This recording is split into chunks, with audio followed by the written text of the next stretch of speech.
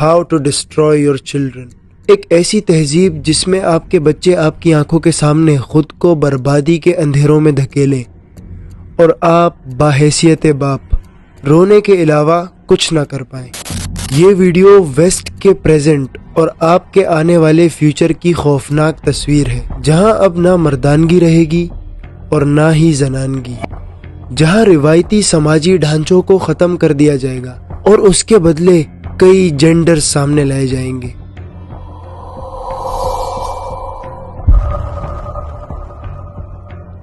How it works, toxic مسکولینٹی، زہریلی مردانگی۔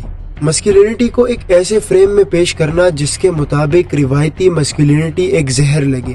اب مردوں کو مسکولینٹی پر شرمندگی ہوگی، اب غیرت، طاقت، مردانگی، عورتوں کی حفاظت، ذمہ داری جیسی باتیں سوسائٹی میں گالی لگنے لگیں گی۔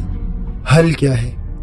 مردوں کو لٹرلی عورتوں میں تبدیل کیا جائے، لیکن یہ سب کیسے ہوگا؟ میڈیا از دی کی۔ انٹرٹینمنٹ، موویز، ڈراماز، ان سب کے ذریعے ہماری سوسائٹی کو کبھی ڈائریکٹلی اور کبھی انڈائریکٹلی ریکلچرلائزیشن کی جاتی ہے۔ اب جب مرد اتنا جانور دکھنے لگے تو الٹرنیٹیوز کیا ہیں؟ مرد کم، عورت زیادہ۔ اسے سمجھنے کے لیے ہم ان مردوں کو دیکھ سکتے ہیں جو عورتوں کی نقل اتارتے ہوئے مبالغہ کرتے ہیں، جنہیں ڈریگ کوئینز کہا جاتا ہے۔ یہ مرد خود کو عورتوں کے طور پر نہیں بلکہ مردوں کے طور پر ہی شناخت کرتے ہیں، لیکن عورتوں کے کپڑے پہنتے ہیں، مکمل میک اپ کرتے ہیں اور جان بوجھ کر نرمی سے بات کرتے ہیں۔ لیکن کیا یہ سب ان کی ذات تک محدود ہے؟ بالکل نہیں۔ یہی پرسنالٹیز ہماری سوسائٹی کے سیلیبریٹیز بن جاتے ہیں، جن کے ملینز میں فالوورز ہوتے ہیں، اور ان ملینز میں اکثریت ہمارے بچے ان کے فالوورز ہوتے ہیں۔ انہیں شادیوں میں خاص انویٹیشنز دیے جاتے ہیں، انٹرویوز، سیلفیز، لائٹنگ، یہ سب وہ باتیں ہیں جن کے ہماری نئی نسل خواب دیکھتی ہے۔ کنونس ہوئے؟ نہیں؟ تو آئیں اس تصویر کو ذرا اور قریب سے دیکھتے ہیں۔ پاکستان میں اکثر بچوں کے فیورٹ BTS فلاور بوائز، صرف پاکستان میں ہی نہیں بلکہ پوری دنیا میں بچے اور نوجوان ان کی آرمی بنے ہوئے ہیں۔ عالمی نظام انہیں آئیکنز بنا کر پیش کرتا ہے۔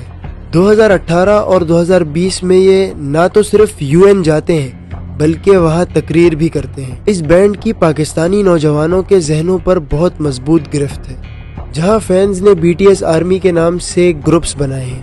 یہ بینڈ صرف نوجوان مردوں پر مشتمل ہے، تو وہ مردانگی کو کیسے ریپریزنٹ کرتے ہیں؟ BTS کے لڑکوں نے ساؤتھ کوریا کے فلاور بوائز کے کانسیپٹ کو اپنایا ہے، جو مردوں کو عورتوں کی طرح نرم، نازک اور دلکش انداز میں پیش کرتا ہے۔ وہ ایئرنگز پہنتے ہیں، میک اپ کرتے ہیں اور انتہائی فیمینن ادائیں دکھاتے ہیں۔ تو یہاں مرد اور عورت کے درمیان کا فرق ختم ہو جاتا ہے۔ مرد اب سخت، مضبوط اور میسکولن نہیں بلکہ نرم، نازک اور سافٹ بن چکا ہے۔ جو کل تک اپنی بہادری کے لیے جانا جاتا تھا، آج وہ اپنی کیوٹنس کے لیے جانا جاتا ہے۔ یہاں تک کہ کاسمیٹکس میں اب مردوں کے لیے خاص میک اپ لائنز ہیں۔ صرف ساؤتھ کوریا ہی دنیا کے 20% میل بیوٹی پروڈکٹس استعمال کرتا ہے۔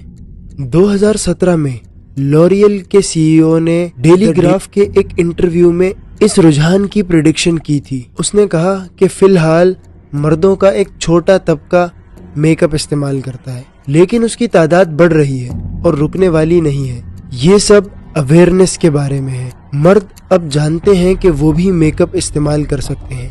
آج یہ بات نہیں رہی، مرد اب تمام میک اپ پروڈکٹس استعمال کر سکتے ہیں۔